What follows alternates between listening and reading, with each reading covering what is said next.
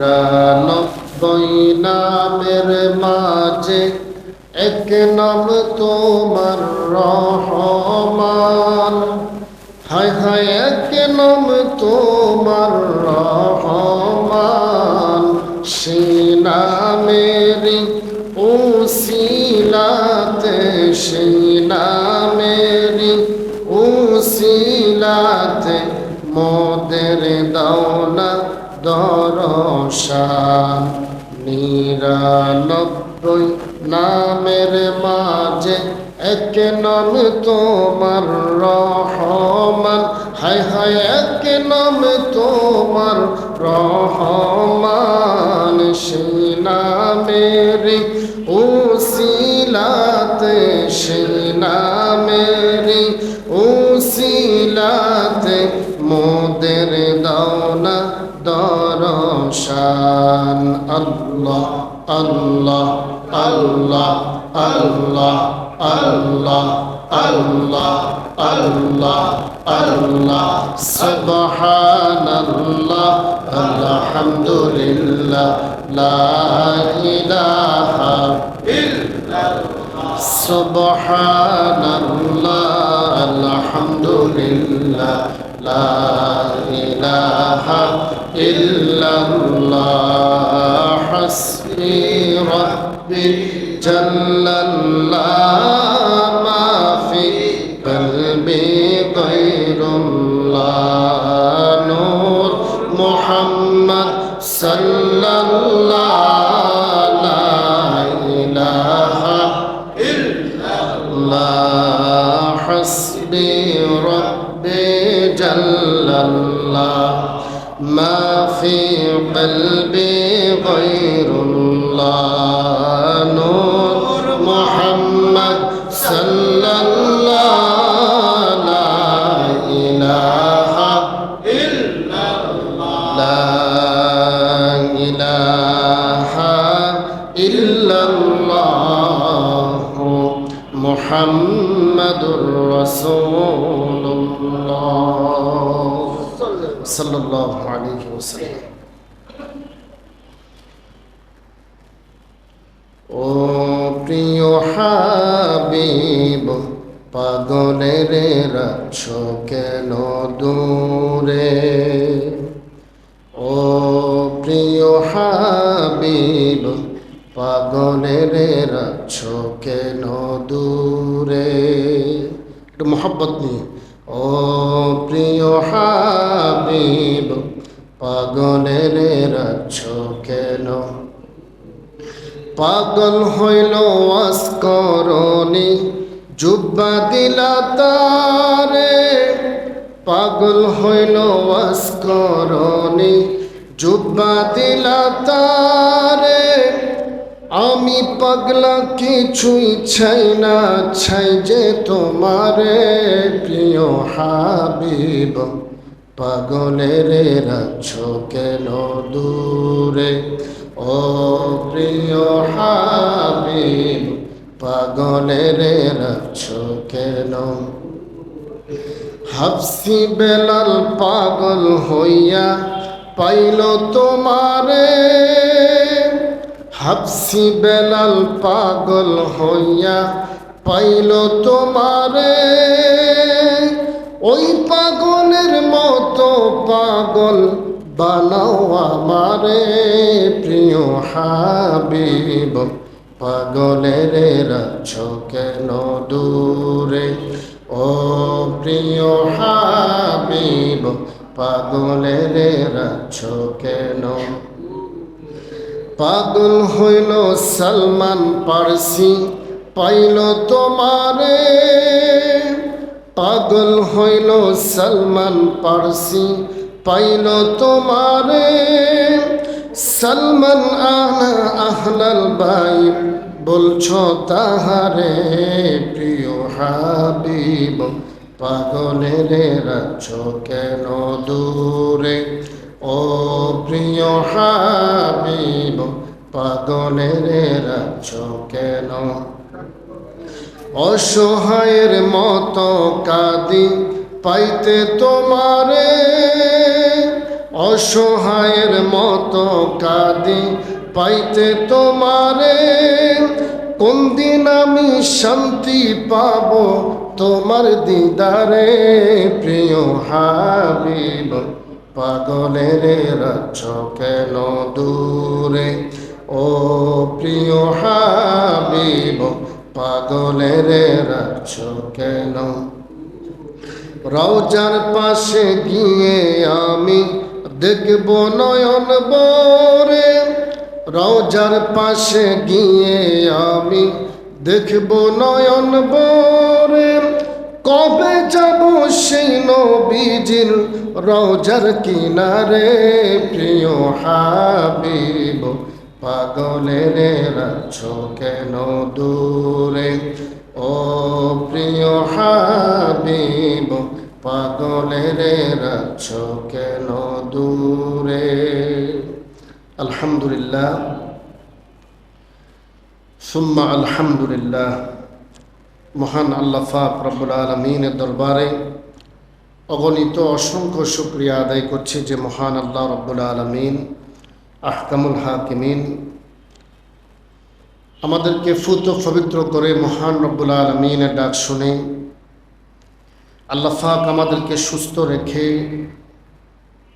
আজকে পবিত্র 1447 হিজরি সনের শেষ জুমার দিন, আল্লাহ পাক জিলহজ মোবারকের এই জুমার নামাজ আদায় করার জন্য আমাদেরকে পৃথিবীর মধ্যে সর্বশ্রেষ্ঠ জায়গা, সর্বোৎকৃষ্ট জায়গা মসজিদে বাইতুল্লাহ তথা ঐতিহ্যবাহী বাবুরাল জামে মসজিদে আল্লাহ পাক আমাদেরকে শরীক এবং শামিল হওয়ার তৌফিক দিয়েছেন। সে মহান আল্লাহ পাক রব্বুল ইজ্জতের দরবারে শুকরিয়া আদায় করে প্রশংসা আদায় করে সকলে একবার পড়ি কালিমাতুশ শুকর আলহামদুলিল্লাহ। তারই সাথে সাথে অগণিত অসংখ্য দরুদ ও সালাম প্রেরণ করি বিশ্ব মানবতার মুক্তি ও কল্যাণের দিশারে নবী, উম্মতের কান্ডারে নবী, দয়ার নবী, মায়ার নবী, নূর নবী, হায়াতুন নবী, সমস্ত নবীদের নবী, সমস্ত রাসূলদের নবী, কুল কায়নাতের রহমত নবী, আমার আপনার নবী, আসমানে আহমদ, জমিনে মোহাম্মদ সাল্লাল্লাহু তাআলা আলাইহি ওয়া আলিহি ওয়া সাল্লামার দরবারে। প্রিয় মুহতারাম হাজরিন, আমি আপনাদের খেদমতে কোরআনুল কারীমের সূরা মায়দার 90 নম্বর আয়াতে কারিমা তিলাওয়াত করেছি। রসুল আকরাম সাল্লাল্লাহু তাআলা আলাইহি ওয়া আলিহি ওয়া সাল্লামার অসংখ্য হাদিস থেকে সহিহ বুখারীর একখানা হাদিসের অংশ তিলাওয়াত করেছি। মহান আল্লাহ তাআলা যদি দয়া করে প্রিয় নবীজির রওজা আথার থেকে যদি ইলমের নূর দান করে কিছু কথা বলবো। ওয়ামা তৌফিক ইল্লা বিল্লাহ। قالوا سبحانك لا علم لنا إلا ما علمتنا إنك أنت العليم الحكيم ربي زدني علما قال رب اشرح لي صدري ويسر لي أمري واحلل عقدة من لساني يفقهوا قولي। সম্মানিত হাজরিন,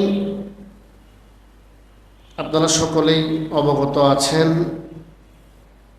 আরবি মাসের শেষ মাস হলো পবিত্র জিলহজ মাস।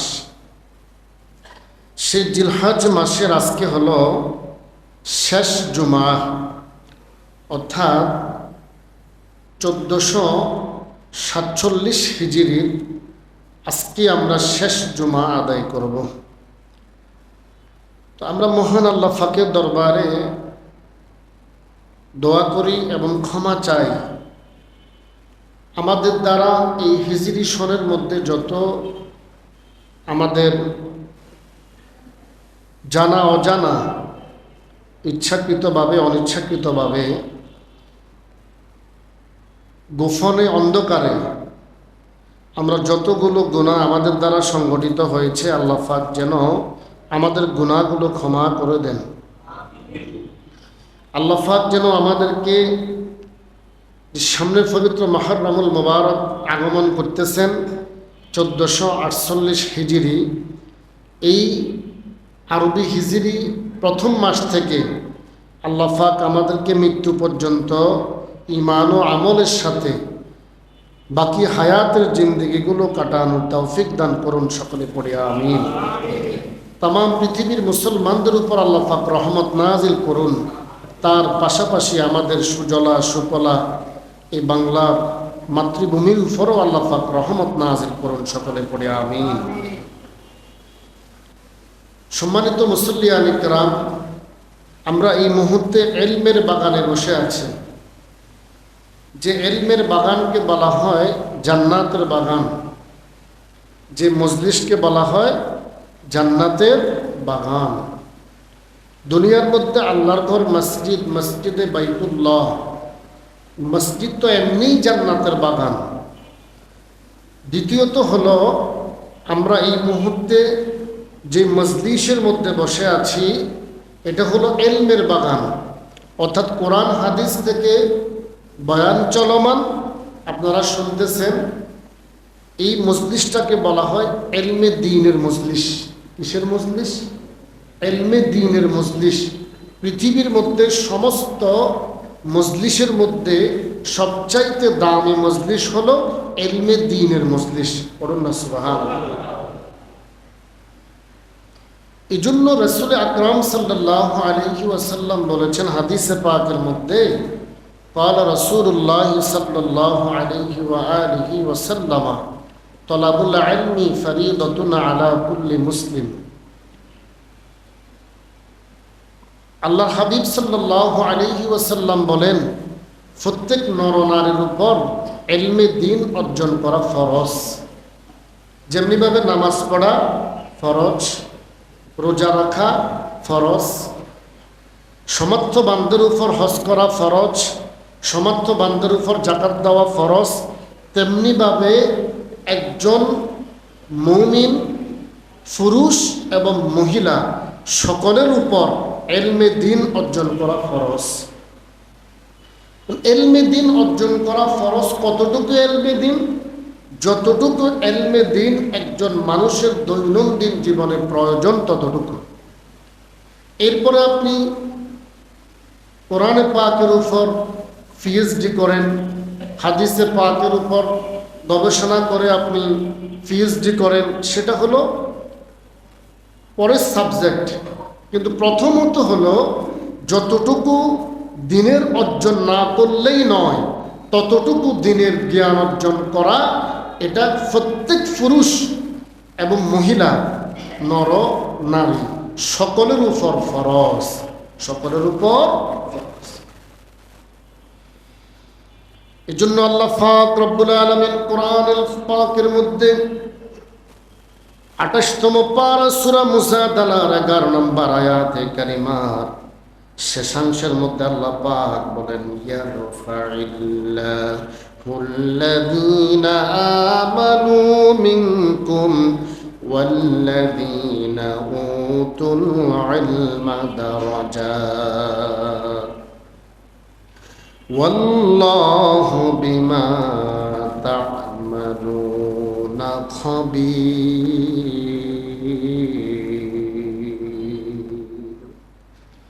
আল্লাহ পাক রব্বুল আলামিন 28তম পারা সূরা মুজাদালার 11 নম্বর আয়াতের শেষাংশের মধ্যে বলেন, তোমাদের মধ্যে যারা মুমিন, যারা ঈমানদার, আল্লাহ পাক তাদের মর্যাদা বৃদ্ধি করবেন হাসরের ময়দানে। এবং তোমাদের মধ্যে যারা মুমিন হওয়ার পরে ইলমে দ্বীন অর্জন করবে, আল্লাহ পাক আলাদাভাবে তাদের মর্যাদা বৃদ্ধি করবেন। পড়ুন না সুবহানাল্লাহ। এক নাম্বার হলো আল্লাহ পাক বলেছেন তোমাদের মধ্যে যারা মুমিন তাদের মর্যাদা আল্লাহ পাক বৃদ্ধি করবেন। এরপরের অংশে আল্লাহ পাক বলেন, ওয়াল্লাযীনা উতুল ইলমা দারাজাত, এবং তোমাদের মধ্যে যারা মুমিন হওয়ার পরে ইলমে দ্বীন অর্জন করে, আল্লাহ পাক আলাদাভাবে তাদের মর্যাদা বৃদ্ধি করবেন। এজন্য দুনিয়াতে আলেমদের মর্যাদা এত বেশি, হক্কানি রব্বানি একজন আলেম, কোরআনের হাফেজের মর্যাদা এত বেশি, তাম পৃথিবীর বহির্বিশ্বের মধ্যে বাংলাদেশের নাম সুনাম অর্জন করেছেন কোরআনের হাফেজেরা। দুবাইয়ের আন্তর্জাতিক কোরআন প্রতিযোগিতায় বাংলাদেশের ছোট্ট ছোট্ট হাফেজেরা তৃতীয় হয়, দ্বিতীয় প্রথম হয়। সারা গোটা বাংলাদেশকে মানুষ সুনামের সাথে চিনে, একমাত্র কারণ কোরআনের কারণে। যারা কোরআনের স্বয়ং স্পর্শে চলে আসবে, আল্লাহ পাক তাদেরই মর্যাদা বাড়াইয়া দিবে। সাইয়েদনা ওমর রাদিয়াল্লাহু তাআলা আনহু আল্লাহর হাবিবের শির মুবারক, মাথা মুবারক আনার জন্য রওনা দিলেন।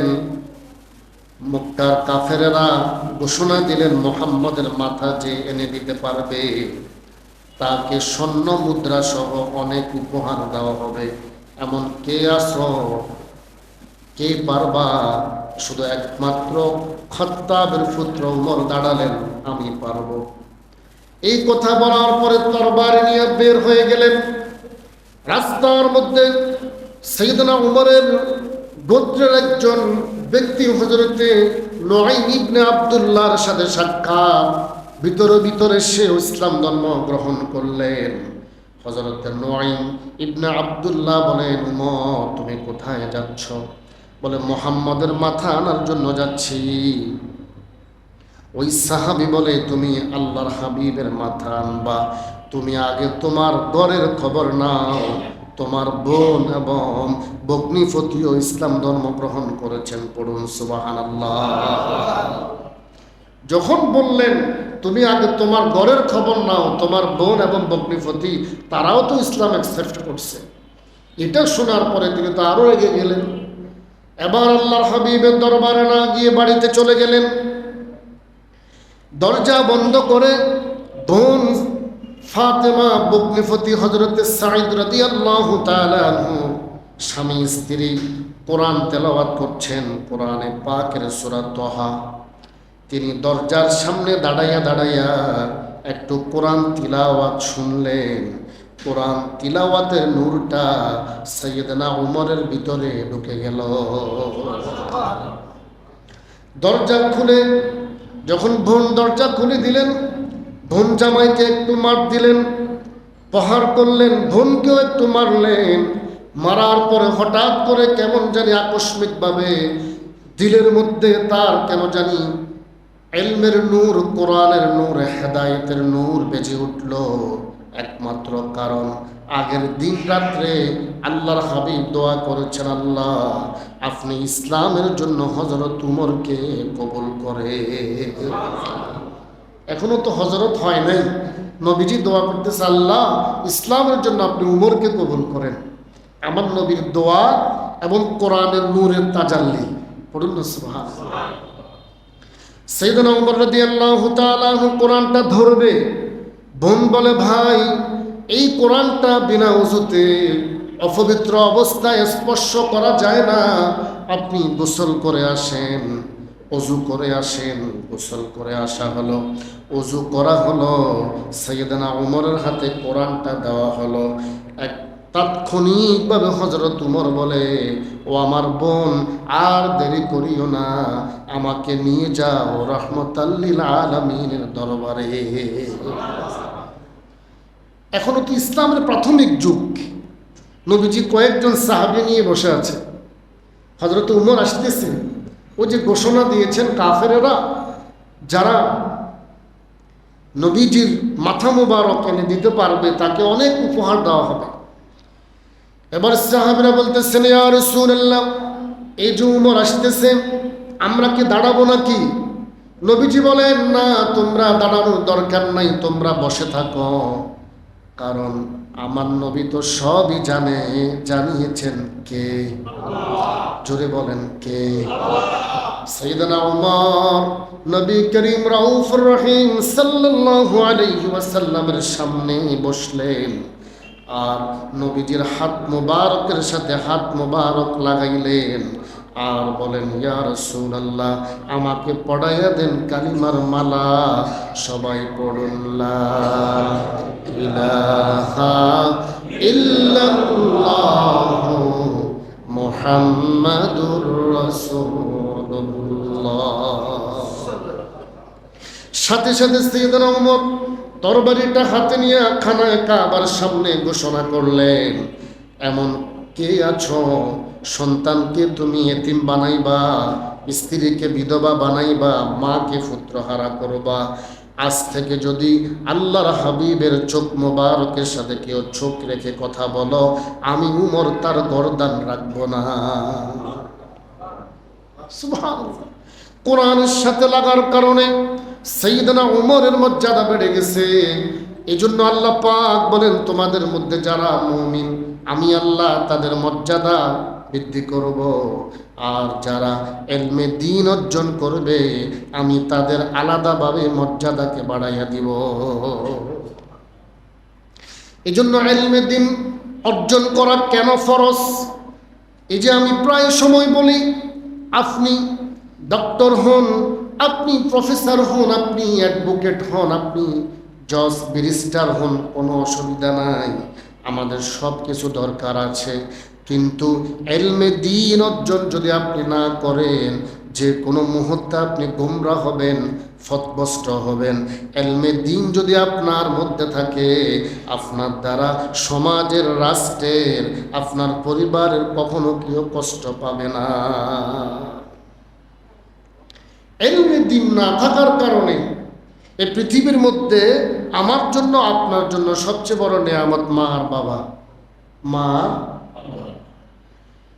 যে সন্তানগুলো বাংলাদেশের সবচাইতে বড় শ্রেষ্ঠ বিদ্যাপীঠ বুয়েটের শিক্ষক, যেই সন্তান বাংলাদেশের সর্বশ্রেষ্ঠ চাকরিজীবী, আমরা যাদেরকে সচিব বলি, সেক্রেটারিয়ান, যেই সন্তান বড় হয়ে শিক্ষিত হয়ে কানাডাতে প্রবাসী, যেই সন্তান একটা মাত্র মেয়ে ইংলিশ মিডিয়ামের শিক্ষক, কিন্তু মা 7 দিন যে রুমের মধ্যে মরে, শরীরের মধ্যে পোকা ধরে গেছে, ওই কুলাঙ্গার সন্তানগুলো আদৌ পর্যন্ত মায়ের খবর নিল না। তারা শিক্ষিত হয়েছে ঠিক, মানুষ হতে পারে নাই। শিক্ষিত হয়েছে ঠিক, মানুষ হতে। আজকে দেখেন, গত কিছুদিন আগে অনেক মানুষের রেলওয়ের ছোট্ট একটা ছেলে রেল লাইনের সামনে চলে আসছে, এমন টাইমে রেল গাড়ি আসতেছে, ট্রেন আসতেছে, একটা গরু দূর থেকে এসে বাচ্চাটাকে মাথা দিয়া সরাইয়া দিলেন। একটা গরুর মধ্যে, হাইওয়ানের মধ্যে আল্লাহ পাক বিবেক দিয়েছেন, কিন্তু আমরা মানুষ হলাম যেই বিবেক দিয়া, জ্ঞান দিয়া আমরা মা বাবার খেদমত করতে পারি না, ওই বিবেক, ওই জ্ঞান, ওই শিক্ষার কোনো মূল্য না।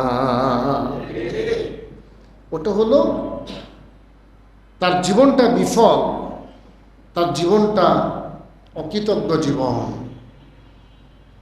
আরো কিছুদিন পূর্বে আপনি যান,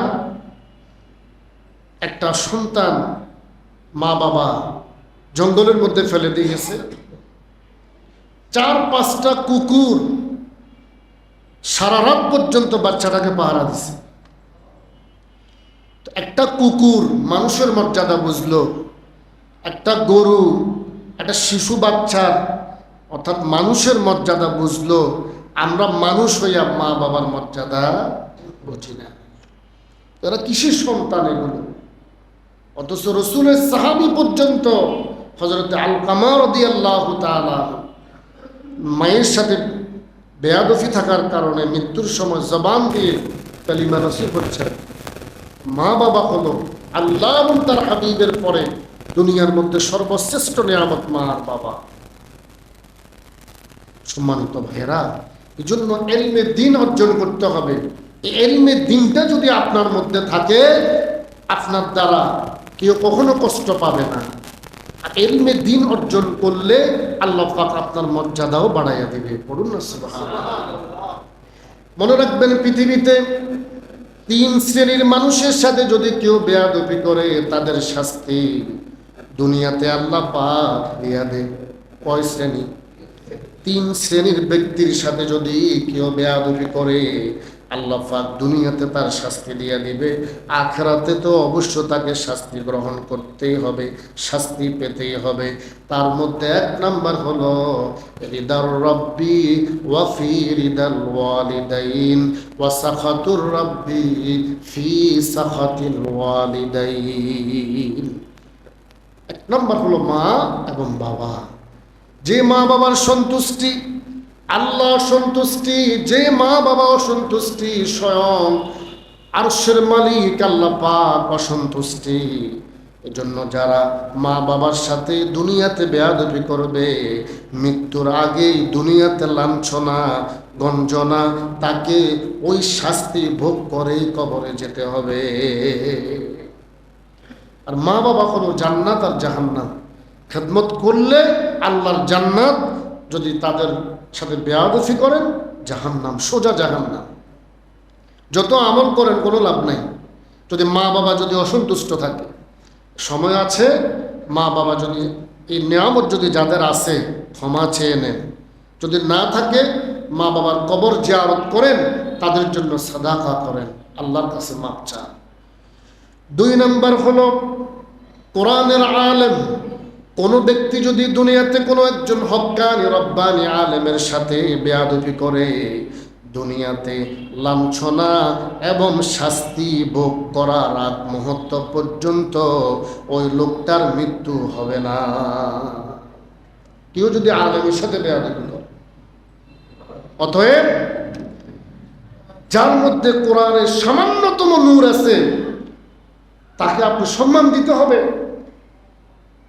মসজিদের খাদেম, এজন্য তাকে ছোট করে দেখা যাবে না। তার নাম আছে, নাম ধরে ডাকতে হবে, সম্মান দিয়ে ডাকতে হবে। আমরা অনেকে কি করি, কি সে খাদেম হয়েছে, তার কি দাম নাই? সে কোন কোন জায়গার খাদেম? সেটা মসজিদের খাদেম, মানে আল্লাহর ঘরের খাদেম। আপনি অহংকার নিয়ে তাকে ডাকতেছেন, এই অহংকার তো একদিন দুলিশ্বাত হয়ে যাবে। কথা বলে।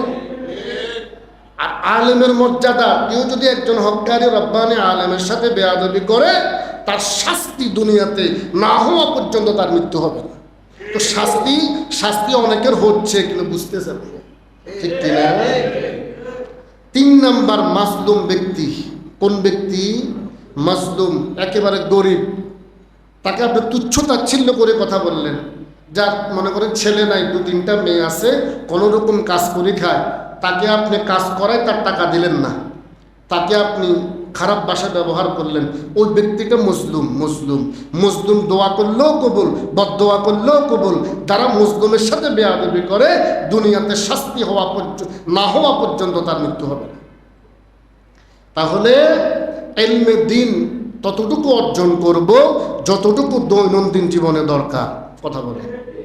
যার মধ্যে বিন্দু পরিমাণ ইলমে দ্বীন আছে, দেখবেন লোকটা আদবওয়ালা হয়। লোকটা কিওয়ালা হয়? আদবওয়ালা হয়।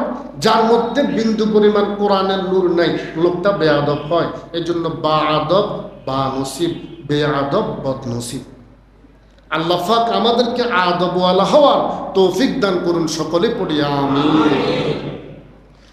সম্মানিত হাজরিন, আমি আজকে যে আয়াতে কারিমা খুতবাতে পড়েছি, সূরা মায়দার 90 নম্বর আয়াতে কারিমা আল্লাহ পাক বলেন, ইয়া আইয়ুহাল্লাযীনা আমানু ইন্নামাল খামরু ওয়াল মাইসিরু ওয়াল আনসাবু ওয়াল আজলামু রিজসুম মিন আমালিশ শাইতান রিজসুম মিন আমালিশ শাইতানি ফাজতানিবুহু লাআল্লাকুম তুফলিহুন।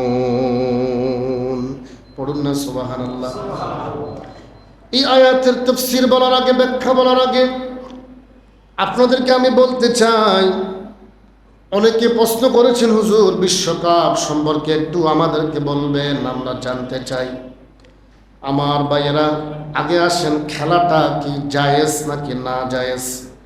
খেলা কখনো না জায়েজ নয় যদি আপনি শারীরিক ব্যায়ামের জন্য খেলেন।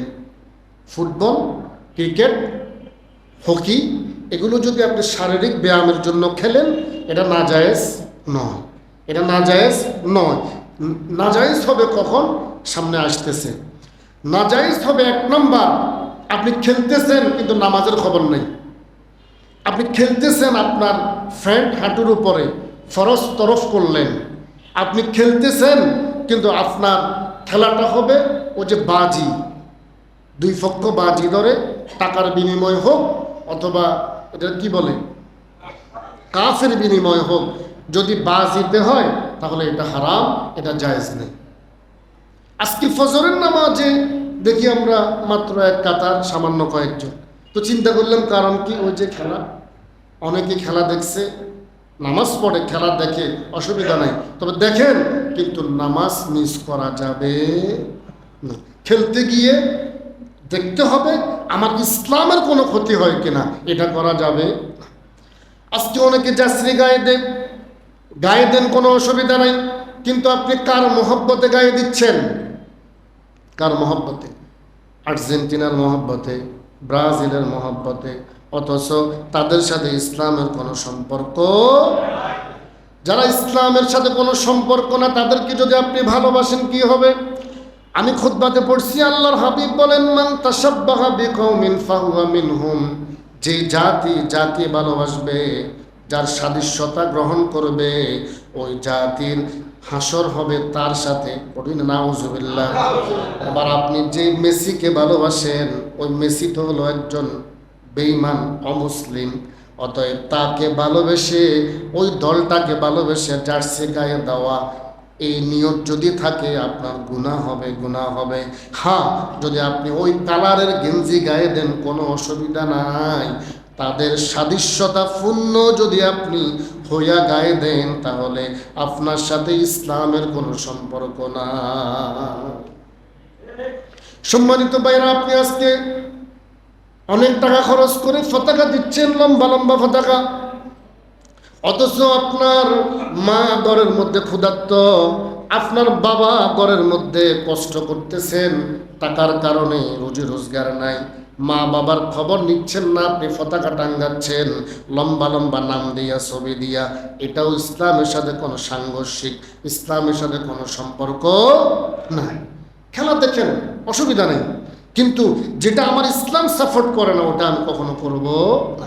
আমার যুবক ভাইয়েরা, নামাজ ঠিক রেখে আপনি খেলা দেখেন, আমি নিষেধ করব না। আপনি গেঞ্জি গায়ে দেন, তাদেরকে অনুসরণ করে নয়। পতাকা এটা দরকার নেই। এটা যদিও করে ফেলছেন এবছর, সামনের থেকে দেখবেন এটা যে টাকা খরচ করে আপনি পতাকাটা করবেন, ওই টাকাটা মসজিদে দিয়ে দেন। কিছুদিন পরে আমাদের মিনারের কাজ ধরবে, মসজিদে দিয়ে দেন। ওই টাকাটা একটা গরিবকে দিয়ে দেন, ওই টাকাটা একটা অসহায় ব্যক্তিকে দিয়ে দেন। ইনশাআল্লাহ আমার আল্লাহ খুশি হবে। কথা বলেন ঠিক কি না? এই জন্য আল্লাহ পাক রব্বুল আলামিন বলেন, ইয়া আইয়ুহাল্লাযীনা আমানু, হে মুমিন বান্দা বান্দিগণ, ইন্নামাল খামরু ওয়াল মাইসির, মদ, জুয়া, ওয়াল আনসাব, ফতিমা বেদি, ওয়াল আসলাম, বাক্য নির্ধারক তীর, রিজিসুম মিন আমালিশ শাইতান, এগুলো হলো শয়তানের কাজ, আর এগুলো নাফাক। 1 নম্বর কি? মদ এবং জুয়া। মদ এবং জুয়া, তার স্পষ্ট আয়াত নাজিল হলো, জুয়া খেলা হারাম, কোরআনের আয়াত দ্বারা ফতীয়মান। মদ খাওয়া হারাম, কোরআনের আয়াত দ্বারা ফতীয়মান। 2 নম্বর হলো ওয়াল আনসাব, ফতিমা বেদি। ফতিমা বেদি হলো ওই তৎকালীন আমলের মানুষগুলো যে দেব দেবীর সামনে পশু জবাই করতেন, পশু হারাম। আর ওয়াল আজলাম, এটা হলো তীর, ভাগ্য নির্ধারক তীর। অনেক সময় আমরা হাত গনাই, দেখেন তো আমার হাতের মধ্যে কি আছে, আমার ভাগ্য ঠিক আছে কিনা, অর্থাৎ জাদুঘরের কাছে আমরা যাই। হারাম, শিরিক, এটা যদি কেউ করে তারও ঈমান থাকবে না, আর জাদুঘর, ওই লোকটা তো বিনা হিসেবে জাহান্নামে চলে যায়। যে তীর, অনেক সময় তীর ছোটা হয়, তৎকালীন আমলে আরবিরা আইয়ামে জাহেলিয়াতের যুগে তারা মনে করেন একটা কাজ করবে কি করবে না, একটা কাজ করবে কি করবে না, এই জন্য তারা সামনে 2-3টা জিনিস লিখে রাখে। মনে করেন করব, এখানে লেখা রাখে করব না, আর একটার মধ্যে কিচ্ছু লেখে না। হ্যাঁ, এবার তীর নিক্ষেপ করে যেটার মধ্যে তীরটা যাবে তারা ওটাই করে। ভাগ্য নির্ধারক তীরসমূহ এগুলো সম্পূর্ণরূপে রিজিসুম মিন আমালিশ শাইতান, আল্লাহ পাক বলেছেন এগুলো নাফাক এবং শয়তানের কাজ। ফাজতানিবুহু, অতঃপর তোমরা এগুলো থেকে বিরত থাকো, লাআল্লাকুম তুফলিহুন, যদি বিরত থাকতে পারো অতএব তোমরাই হবে সফল কাম। পড়ুন না সুবহানাল্লাহ। এই আয়াতটা পড়ার পিছনে আমার একমাত্র কারণ হলো মদ এবং জুয়া। জুয়াটা কি? যে কোনো একটা কাজ যে কোনো টাকার বিনিময় করা, এটাও জুয়া। মোবাইলে খেলেন, হাত দিয়ে খেলেন, ক্যারাম বোর্ড খেলেন, ছক্কা খেলেন, যেটাই করেন, খেলা দেখেন অথবা নিজে খেলেন, যদি আপনি টাকার বিনিময়ে কাফের বিনিময় করেন, কোরআনের আয়াত সাংঘর্ষিক হবে, জুয়া হবে, সম্পূর্ণরূপে অবৈধ, হারাম, কবিরা গুনাহ, করা যাবে না। আল্লাহ পাক আমাদেরকে দিন বুঝার, দিন অনুযায়ী আমল করার, ঈমান ও আমল নিয়ে কবরে যাওয়ার তৌফিক দান করুন, পড়ি আমিন। যদি আমরা ইসলামের দৈনন্দিন জীবনের ইসলামের যদি আমলগুলো করে আমরা কবরে যেতে পারি, তাহলে আমাদের জন্য অপেক্ষা করতেছে আল্লাহর জান্নাত। কি? আল্লাহর জান্নাত। সবাই জোরে জোরে পড়ুন না সুবহানাল্লাহ। আমরা যদি আল্লাহর জান্নাত পেতে চাই, যারা আল্লাহকে ভয় করবে, অনিসলামিক কাজকর্ম পরিত্যাগ করবে, নিজেকে সংশোধন করবে, নিজের ভিতরে তাকওয়া অর্জন করবে, আল্লাহ পাক বলেন সূরা জুমারের 24তম পারা, সূরা জুমার 73 নম্বর আয়াতের মধ্যে আল্লাহ পাক বলেন ওয়াসিকাল্লাযীনা তাকাউ রাব্বাহুম ইলাল জান্নাতি জুমারা। যারা দুনিয়াতে আল্লাহকে ভয় করবে, অনিসলামিক কার্যক্রমগুলো যারা অ্যাভয়েড করবে, বয়কট করবে, আল্লাহকে ভয় করবে, হাসরের ময়দানে ফেরেশতারা দলে দলে তাদেরকে আল্লাহর জান্নাতের দিকে নিয়ে যাবে। জুমারা, দলে দলে আল্লাহর জান্নাতের দিকে নিয়ে যাবে। কারা কারা? ফেরেশতারা স্বাগতম দিয়া, কত সম্মান দিয়া, কত ইজ্জত দিয়া। আর কি বলবে? যখন আমরা যখন জান্নাতের কিনারে যাব, তখন হাত্তা ইযা জাউহা ওয়া ফুতিহাত আবওয়াবুহা ওয়া ক্বালা লাহুম খাযানাতুহা সালাম। পড়ুন না সুবহানাল্লাহ। যখন দলে দলে মানুষগুলো জান্নাতের দিকে যাবে, জান্নাতের গেটে যাওয়ার সাথে সাথে সাবি আর লাগবে না, বান্দাগুলো দাঁড়াবে, দাঁড়ানোর সাথে সাথে জান্নাতের দরজাগুলো খুলে যাবে। যাবে, জান্নাতের দরজা খুলে যাবে। জান্নাতের দ্বার রক্ষী অর্থাৎ যে সকল ফেরেশতারা জান্নাতের, আল্লাহ পাক তাদেরকে কিছু কিছু ফেরেশতাকে আল্লাহ পাক দায়িত্ব দিয়েছেন, তোমার দায়িত্ব হলো তুমি জান্নাত পাহারা দিবা।